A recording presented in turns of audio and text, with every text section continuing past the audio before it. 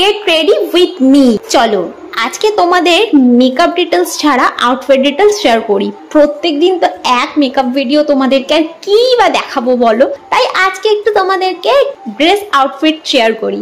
এই যে থ্রি পিসটা দেখছো, আমি কিন্তু পুজো তো এরকম একটা থ্রি পিস পরেছিলাম। এবারে পুজোতে আমি থ্রি পিস বেশি কিনেছি, জানি না কেন কি হয়েছে, এবার থ্রি পিস পরতে আমার একটু বেশি ভালো লেগেছে। সবসময় তো ওয়ান পিস এই ওই হেনা তেনা পরি, তাই এবারে একটু পুজোতে অন্যরকম কিছু আউটফিট ট্রাই করেছি। কেমন লাগছিল আমাকে প্লিজ একটু কমেন্টে জানিও। আর এই হোয়াইট থ্রি পিসটার সাথে কিন্তু আমি এই চুড়িগুলো পরেছিলাম। তো এই চুড়িগুলো আমি কিনেছিলাম আমাদের এখানে মেলা থেকে, আর এই ইয়াররিংসটা পরে কিনেছি, কিন্তু পরতে গিয়ে দেখছি ম্যাচ করে গেছে, যেটা আমার সবসময় হয়ে থাকে।